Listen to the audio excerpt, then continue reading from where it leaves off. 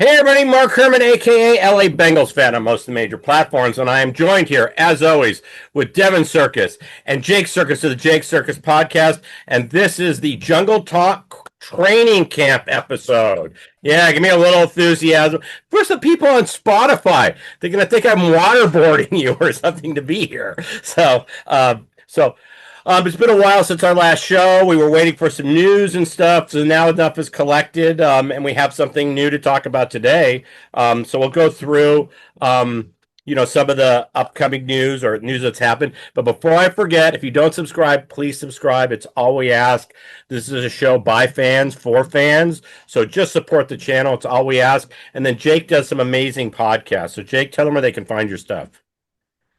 Jake Circus podcast on Spotify. We will be back next week. We got a college football episode coming out, and then it's pretty all systems go from there.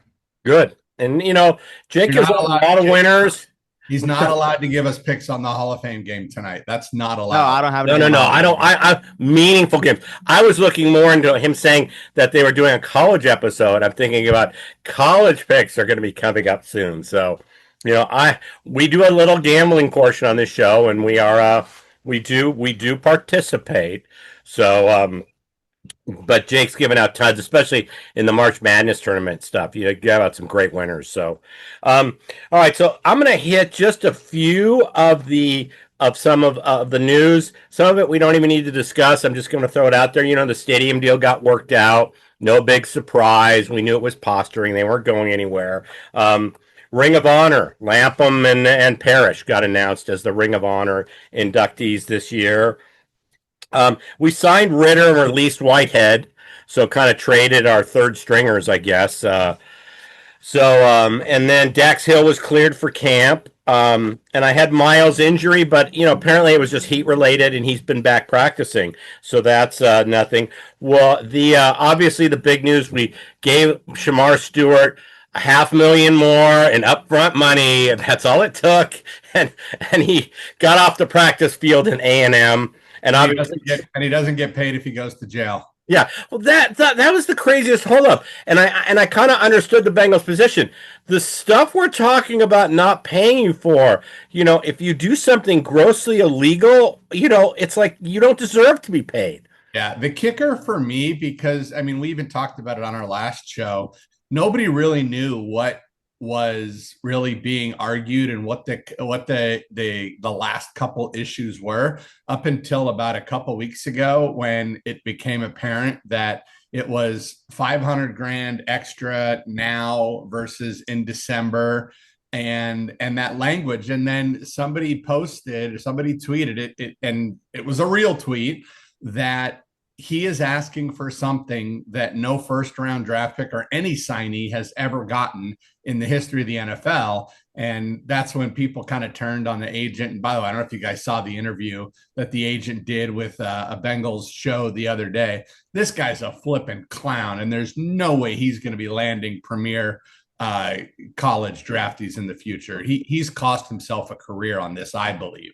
Yeah, I think so too. Well, that ended up getting debunked, I think. The first part you said, about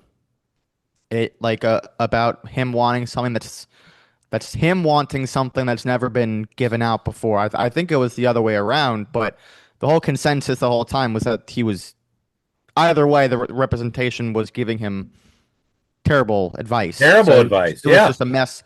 It was just a mess all around. It seemed like, there were just a few more hurdles that needed to get done for Shemar to be on the field. It sucked that it took this long, but I guess just a mess that could have easily been avoided weeks ago. And the good news is he was in camp. I think Sunday was his first day of practice. Monday was the first day of full pads. We didn't get an Andre Smith, Achilles Smith type of holdout. And we'll get into it. I know we're still in the news and notes section, but he looked pretty damn good on Monday when they put the pads on. Yeah, no, I was going to. It was entertaining. On Sunday, if I'm not mistaken, his first or one of his first reps, he got triple teamed as like a welcome to the league kid kind of thing. Yeah. But he's looked great, and we'll get into Trey, but Trey kind of mentoring, tutoring him is pretty cool. Right. We'll see what develops. Yeah, no, And I and mean, that's the other piece of news is that Trey's showing up. He's there to teach Shemar how to be a pro.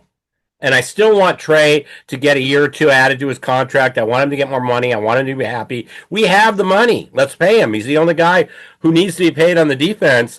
But I'm glad that he's in camp. And Zach said today that he's got a great attitude. It's like nothing's been going on. I still think there's negotiating going on where they're trying to get something done It, it because, it's gonna happen right, because he wouldn't be there if it wasn't gonna happen, especially based on the fact that he's not practicing until it does. So when you combine all those, you read the tea leaves, yeah. they're close. And I listened to oh my God, I forgot the name of their podcast. Rapine and Lithgow the other day. They were saying they're about $4 to $6 million apart on the guaranteed money in year three, Oh, which is the second year of the extension. It's going to get done. yeah. I don't think there's concern about Trey missing training camp. He's 31, I think it is, and a veteran. Let's just get it done and get him going. But if anything, it's like the old Brett Favre, nothing wrong. Aaron Rodgers, nothing wrong with missing a couple of weeks of training camp to keep the bones fresh and Right. whatnot. Is my take. I like having him in the building now that Shamar's in the building.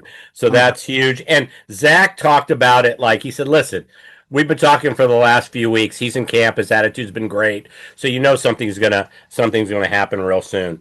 He can't. And here's the big thing. This is why the Bengals have all the leverage. Trey Hendrickson has zero leverage. Oh, no. He Yeah. can't sit out. He wants that 35. I think 35 feels like the magic number. He wants 35 or north a year. If he sits out a year at 31 years old, he's not getting a 3-year, $105 million contract next year. No chance. Well, it's not just that. He also loses what, 16 million this year? I mean, Sure. that's not chump change. That's still, let's talk about it. That's 1.25 million per month, right? Of the year.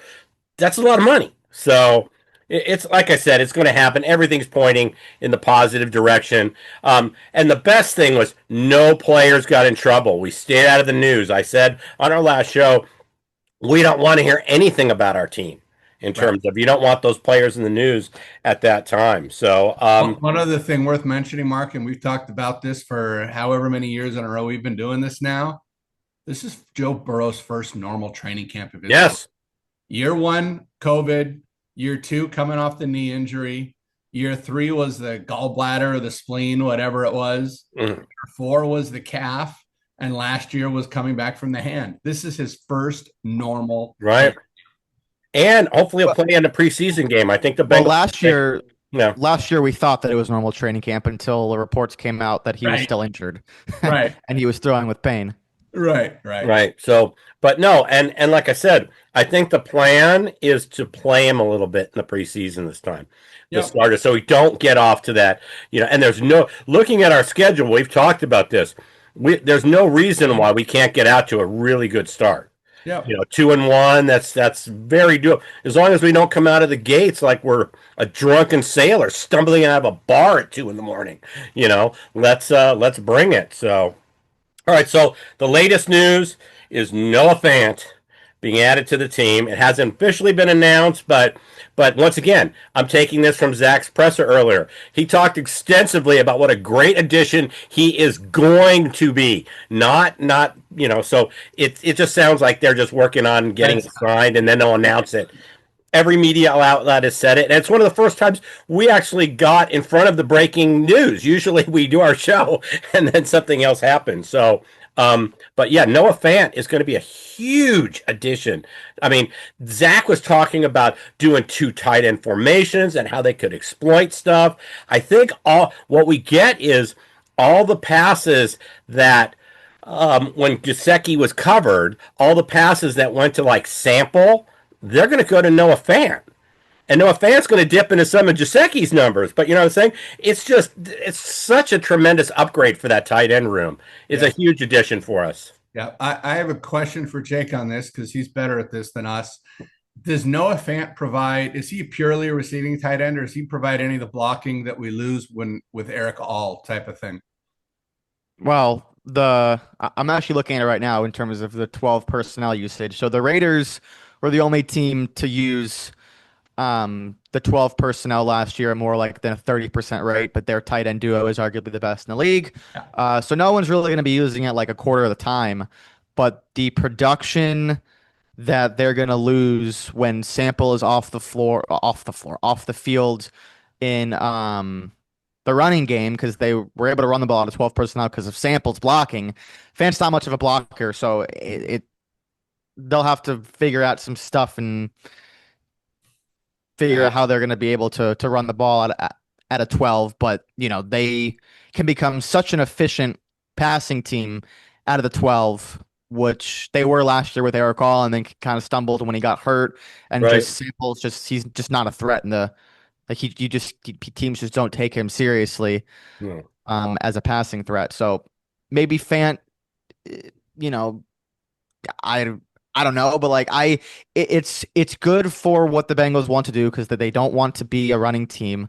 But their rushing efficiency numbers were terrible last year, so they're going to need to improve on that either way. But it certainly helps the depth. Gesicki can either move it into the big slot role, and you just have 5-6 weapons out there at all times when he's on the field, and you can still dress and carry Sample and play him. So it'll be interesting to see kind of what they do there. Yeah, Yeah. I was going to say, when Gesicki got signed last year, we talked about how he's really the Tyler Boyd replacement, because he's more of a receiver. So I think you're going to see him lining up and maybe, like I said, the slot position more, being part of more of the receiver group, and maybe keep Fant on the field and have Fant and Sample on the field at the same time. And that's exactly where I was going to go. Yeah. This could hurt Yoshavash if Gesicki's out wide as the 3. And then could we see 3 tight ends on the field if Gesicki's out wide with Fant and Sample in there for blocking? If that's what it takes for them to be able to run the ball, that they have issues. But maybe, I mean, I saw the Steelers today or yesterday they were trotting out 04 personnel with 4 tight ends. Okay, So I have Jonnu, Washington, Freiermuth, and somebody else is the 4th. Oh my God, that's nuts. Yeah, well, and the sad part of this, probably the end of the run for our boy Tanner Hudson. oh yeah, no, he's gonna, and for all intents and purposes, I think is out the whole season. I mean, there was complications he's hurt with the surgery. Yeah. I didn't know that. No, Eric All, there was complications with his surgery. No, Eric All's out. Hudson's not hurt. No. I wasn't talking about Hudson. I was talking about All being out the whole year. Yeah. Really thinned out all year. But yeah, Tanner Hudson is going to be the guy. Is going to be the odd man out. He's going to lose a roster spot, either him or Gandy. Yeah. So we'll see how it plays out. Who's looked? Josh Newton and Brattle have looked very good. I'm just going with the clips we see and everything. But boy, and I got to say something. Them looking good, that's against Burrow and Higgins and Chase. And I know it's only 7-on-7 drills and everything, but, it's something to be excited about. Josh Newton taking a big step this year. Battle taking a big step this year. Dax Hill coming back healthy. Turner's had a very good couple of days this week, too. Yeah. Rapine just said Turner's been one-on-one with Shemar all day, and has looked pretty good. But Newton's the guy that can kind of really change some things in that group. If I saw he's been doing a lot with the ones, which is good. He totally should be out there with the ones. He's just as good as TTB and Turner. So whoever wants to play the best is going to start. So we'll see, but these guys need to take steps. This wave of Bengals young talent that has to be good because they weren't good last year, and the Bengals were arguably the worst defense in the league. So there's all these guys are high pedigree. They need to be good. Well, what did we talk about? What did we talk about this season? Hey, pay the receivers. Let's keep it, and then just get our defense to an average defense. Yeah. 15, 18. They don't have to be a top 5 defense. We just need them to be average with the amount of points Burrow puts up. And Burrow's been saying he feels like he's throwing the ball better than he ever has in his career. Yeah. What did he have? 40 some odd touchdowns, 9 interceptions. I mean, he had what would have been an MVP season if the Bengals had made the playoffs. Yep, we joked about it. It was probably somewhere between week 6 and 8 last year when we started looking ahead. And Jake pulled out the roster and went guy for guy and said, "Look, guys, there's not a guy on this defense worth re-signing other than Trey Hendrickson, who's under contract anyway. Let everybody walk, grab a couple guys to fill in the defense, and build a defense through the draft, and give everybody on the offensive side of the ball all the money they need." And look, that's exactly what they did. Here we are. It works out. Got a new defensive coordinator. I heard an interesting take from Rapine and Lithgow on the podcast the other day. They said the one biggest gripe about the defense last year is all three levels were never on the same page. Sometimes the linebackers were good and the line was awful, and the corner vice versa. But they almost operated as three separate entities and never got on the same page to even be anywhere near average the whole year long. And his follow-up was, and he's at practice every day, and Rapine said, the one thing I truly believe about what Golden will do with this defense is they're going to be on the same page. I don't know if they're going to be good yet, but they're going to be on the same page, and it can only help. Yeah, no, I agree. That's a Jesse Bates statement. No. And the other thing, it's funny is that I always talk about how I don't like grading graphs until 2 or 3 years down. If Newton turns out to be great, that completely changes your outlook on that draft now. You look back, was he a 4th rounder? Yeah, 4th so or 5th. If he plays into being I think he was 5th. He was 5. Yeah. If he was he a rookie last year? He was a rookie last year, right? Yes. Yeah. So like I said, it's one of those things. That's why I hate looking at drafts, right afterwards, because it's you don't know. And like I said, if Newton turns out to be a home run, your whole perspective on that draft, looking back, changes. Yeah. Speaking of draft classes, so obviously it's way too early, but if we get first round production out of Shemar, Demetrius Knight, by all accounts, yes, really good so far. Yes, I was going to bring him up. They also didn't draft anybody in the secondary this year. Like correct. They have confidence in this unit. I mean, I know edge rusher was a bigger need, but like they could have taken a corner in the first 2 rounds. Multiple times they could have taken a corner. Yeah, absolutely. But right. So Shemar, hopefully we get first round production. Demetrius Knight has to play, probably has to start, and has looked great so far. Yes. Fairchild, if I'm not mistaken, has been a little banged up, but has been getting run with the first team. Probably very well could be a starter. Barrett Carter apparently has looked good. And Taj, I don't think you mentioned Zach Moss getting cut yesterday. I was good. That was my next thing. Taj Brooks is our backup running back. Right? Yeah. So this draft class has a chance to really build the foundation for the next couple of years. Yeah, no, he's RB2. Zach Moss is gone. So you took that. That was the last. I was going to bring that up next. And then the last thing I have, and I don't want to get excited on this, Jermaine Burton has had his moments at camp, but he did that last year. So I'm not going to get overly excited about it. And with the fact that Gesicki could go over there, like I said, I'm not concerned. If it is great, more sauce for the goose. But apparently his attitude's a little better, and it needs to be a lot better. But I think so. We'll see how he takes. His was less about talent and more about what's going on up here. And priorities. But he's looked good. So, hey, it's another and that would, I think Burton really excelling is the one that's going to hurt Yoshi the most. Kind of a comment in terms of just how many balls he sees. Yeah. Jermaine Burton at best is the 6th option on this team, probably closer to 7th. And as long as he's got the right mindset about coming in and doing work and rising up the depth chart, that's the best thing for him. Yes. There's no need for any production out of Burton. If he comes in with his head down, works his ass off, and has the right mindset, anything he contributes is a bonus. And in the next year or two, Gesicki's not here forever. I'm sure Noah Fant's going to be on a short-term deal. He could be our wide receiver 3 as early as next year. Right. We'll see if his head's not there, then he's not even worth the roster spot. Yeah, exactly. So, but all right. Well, anything else we need to get to? I thought we got to everything on my list. I love the clip from yesterday where Demetrius Knight gave a little shoulder block to Chase Brown, knocked him down, and then I think it was Mims and I forgot who got in a little shoving match. Just good little chippy, good Yeah, football. no. Rookie Listen, trying to make a play, lineman stepping up for him. Um, you know, we have a huge advantage in that our guys are going to be working out against Higgins, Chase, Jamar Chase, Chase Brown. I mean, the offense that they're going to have to play with against in practice is only going to make them better because yep, they're going to face it. They're going to face an offensive unit that's better than almost every offensive unit that they're going to see during the season. yep, So that's yep. it. Jake, did you have anything else you wanted to add? The offensive line is going to be really bad.